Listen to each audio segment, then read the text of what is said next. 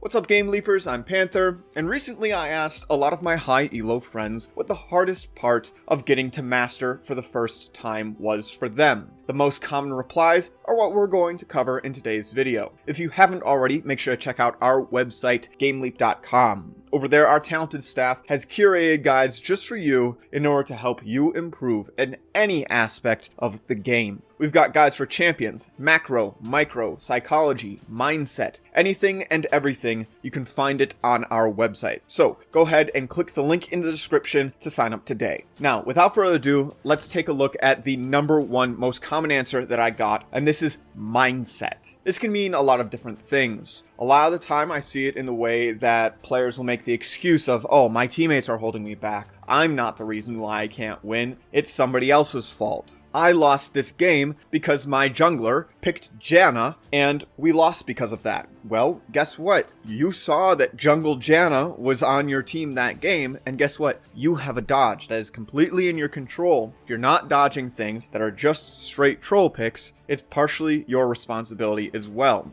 See, me personally, I will never play with a Jungle Janna because I know it's a free loss. Am I the one who picked Jungle Janna? No, but I can still avoid the loss. It's still partially my responsibility. And it's my account, so I am going to be the one who wants to take care of my account. If somebody else doesn't care about their account and they want to just troll games in ranked without a care in the world, there's nothing I can do about that. But I can save my account from playing with that person. Now, another thing that would fall under the category of mindset is a lot of players don't play to improve. They're just kind of playing to play. Now, there's absolutely nothing wrong with playing the game just for fun and not caring to improve at all, but our channel is geared around helping you guys improve. And so, if you want to do the most you can to improve as quickly as possible, you need to make sure that you're having a good, healthy mindset for that. The best and easiest way that I've found to set up an improvement lifestyle, an improvement mindset about anything, is just by setting goals.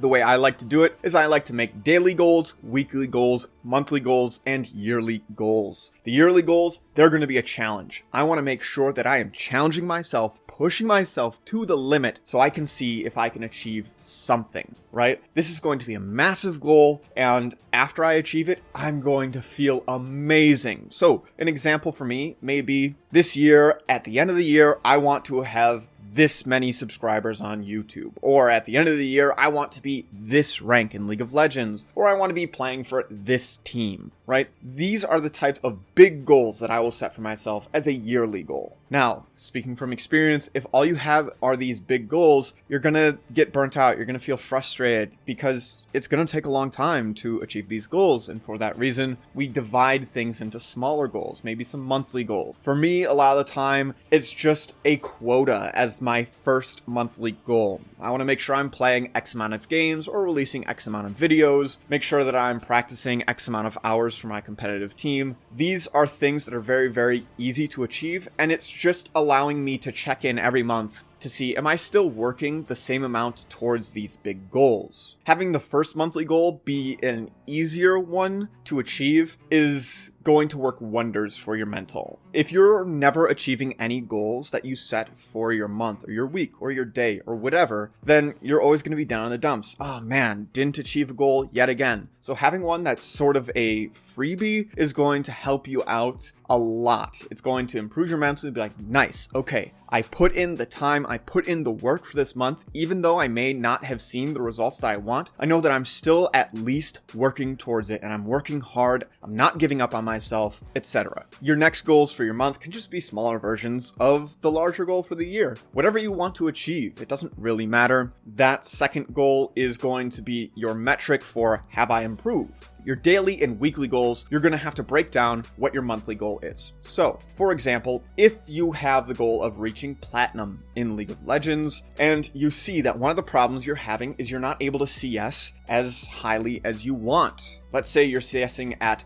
5 CS per minute, and you want to be CSing at 7 per minute on average because that is going to help you hit platinum. Well, then your daily and your weekly goal are going to help you achieve whatever that is. So your daily goal may be, okay, I want to spend this amount of time in practice tool just CSing, and by the end of the week, I want to be able to reach this CS number. After you're able to CS at 7 per minute, maybe that's enough to push you to plat, and maybe it's not. If it's not, you're just going to set the very next goal. What's the next big problem in my gameplay? Is there something I'm struggling with? Do I think I need to improve on this, right? The idea is to, instead of just tackling one giant step at once and leaping all the way to the top, just divide it into little baby steps. You climb one little baby step at a time, you keep climbing the staircase, and suddenly you're at the top. This is the strategy that I use to help me manage my time well and work towards my goals each and every day. See, if you're like me, you're incredibly busy. I stream, I do YouTube, I play League of Legends, I play on a competitive team, I'm in college full time.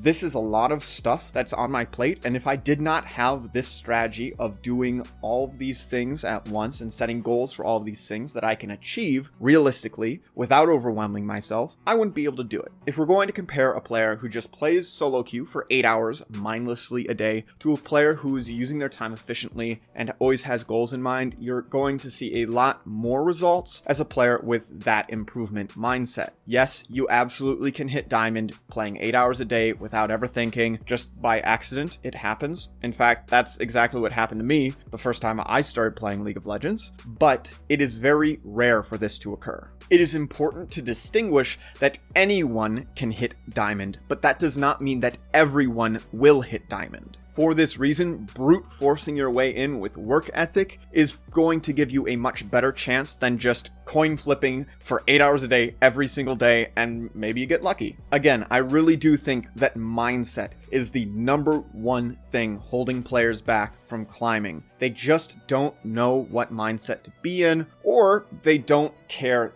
that much, right? It sounds like a lot of work to maybe set some goals, and they still do want to be casual, right? If you do really want to climb, if that is your number one goal, mindset is going to be above all other things. You can just brute force diamond with a mindset alone. In fact, you could probably brute force master or grandmaster even with just mindset alone and spending your time wisely, setting goals, etc. Now for a break in the philosophy and the huge life-changing tip, let's go to a much more chill, relaxed one. It's just missing free CS, honestly. I cannot tell you the amount of times that I will be coaching somebody, I will see them miss a CS, I will ask them, hey, why did you miss that CS? And they just don't have an answer. They didn't even attempt to go for the CS. Their laner could not even be in the lane and they missed that CS, and they still don't have an answer to why they missed that CS. They don't have a reason, right? Making sure that you get every single CS that is available to you is going to give you so much more gold than you have in your other games, and it just feels like it's unfair sometimes. Like, there are games that I'll be playing where I have a 60 to 100 CS lead at 20 minutes, and it just feels like there's nothing the enemy laner can do because they can't. You can win games off of CS leads alone. I'm not exaggerating. They are that impactful. There are a lot of times where I'm playing really poor matchups and I'm completely content with just getting shoved in, never interacting, and waiting because the enemy laner can't CS well and I'm CSing better even though they have the counter matchup. They're supposed to pressure me early. If I'm up 10 CS, why do I care? If we put ourselves on the flip side of this scenario and we take a look, okay, if at 5 minutes, I have the counter matchup, right? But I'm down 10, 15 CS. Is this worthwhile? Should I be playing this matchup if I can't CS properly?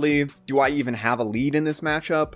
Missing free CS can absolutely change the first 10 minutes of the lane phase. You can go from having a winning lane to a losing lane. For example, if you're playing against Fiora, the very common thing to do is to rush a Bramble Vest, right? Especially if you're playing a tank. But what if you base on your first back and you can't afford the Bramble Vest? Well, that matchup is going to change drastically. It may not be in your favor anymore. Likewise, if you're arriving to your first item way before the enemy team, you can probably take fights that you otherwise wouldn't be able to if you were even on items. A lot of lower rated players tell me that they don't understand what the big deal of missing some CS is, but if you really are able to just improve your last hitting to CSing 10 per minute, you're going to be at such a massive advantage. It doesn't really matter whether you're mechanically better at some point. Having a gold advantage allows you to make mistakes that just go unpunished. The best way to improve your CSing is, again, just going into that practice tool and practicing maybe 1, 2, 3 times a day for 10 minutes each and then resetting. If you're not missing any of the free CS, it's going to give you a better chance of then being able to get the contested CS too. And then maybe CS that you never would have been comfortable even going for. This is something that can quickly snowball out of control, and you can go from CSing 5 CS per minute to 8 CS per minute realistically pretty quickly. Now moving on to the third tip, we need to make sure that we're reviewing tough games. If you got solo killed in your matchup and it caught you off guard, and then you continued to be unable to play the lane past that point, go back, watch, see what happened. I cannot tell you how many times that I've played through Diamond, I've been blamed for something. And then I've said to that player, okay, you know what? Let's VOD review it. We'll see. Was I to blame? Were you to blame? Was something else to blame? Let's see what happened. You know, there's nothing to lose here. We only stand to gain. We learn, we improve, we move on, right? But the biggest thing they do is they just let their ego get in the way. They say, nah, this wasn't my fault. This was this person's fault. I'm going to blame the support for me dying 1v2 in the bot lane, right? We need to make sure that we're actually looking back and seeing why this happened. If you don't understand why it happened, you're not going to stop doing it in the future. Yes, there absolutely are some things that happen to you that were not your fault. I'm not saying that this is not the case, but the majority of the time, if something happened to you, it's probably because something you did. Otherwise, it would not continue happening to you. If you're playing and every single game you're losing your lane and it's in the same way,